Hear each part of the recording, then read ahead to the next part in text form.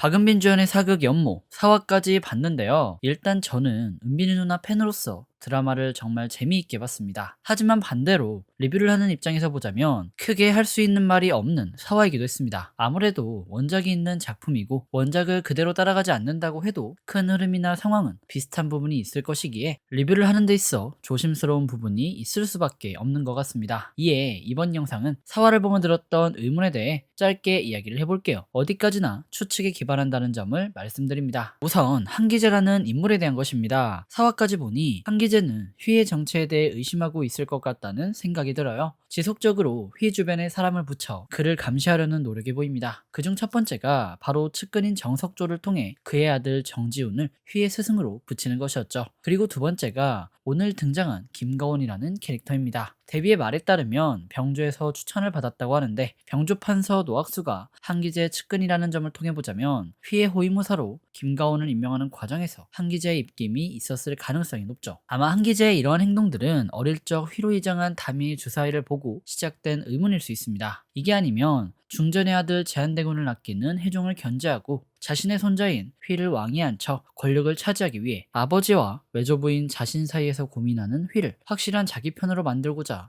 휘에게 사람을 붙인 것일 수도 있습니다. 그럼 여기서 중요한 건 김가온이라는 인물의 동기입니다. 그는 왜 휘의 호위무사가 되었을까요? 그리고 왜 지난 강무장에서 휘를 죽이려고 했을까요? 인물 소개를 보니 숨겨진 과거사가 있다고 하는데 지금까지의 상황으로 추측해 볼 수 있는 건 휘가 자신의 정체를 숨기기 위해 죽였던 사람들의 가족이 아닐까 하는 생각을 해볼 수 있을 듯합니다. 자세한 건 추후 회차에서 풀어볼게요. 다음 의문은 해종에 대한 이야기입니다. 해종은 세자 시절 빈이 죽던 날 약조했습니다. 휘를 지켜주기로 말이죠. 하지만 이상하게도 그 약속을 잊은 것인지 제한대군에게만 집중하고 휘는 거들떠 보지도 않죠. 하지만 이번 4화 휘의 강연장에서 휘의 모습을 흡족히 바라보던 그였습니다. 이를 통해 보자면 해종은 빈과의 약조를 잊지 않은 듯하고 현재 휘에게 엄격한 것은 진흙 같은 궁중에서 휘를 지키기 위한 행동인 것처럼 보여요. 해종은 휘를 왕으로 만들 생각이고 이에 일부러 제한대군에게 집중하며 제한대군에게 붙어 휘를 음해하려는 세력을 골라내기 위한 작업을 나름대로 진행 중일 수도 있을 것 같습니다. 마지막으로 이연에 대한 이야기입니다. 이연은 휘에게 붓을 선물했습니다. 그리고 그 붓은 손이 작고 아담한 휘가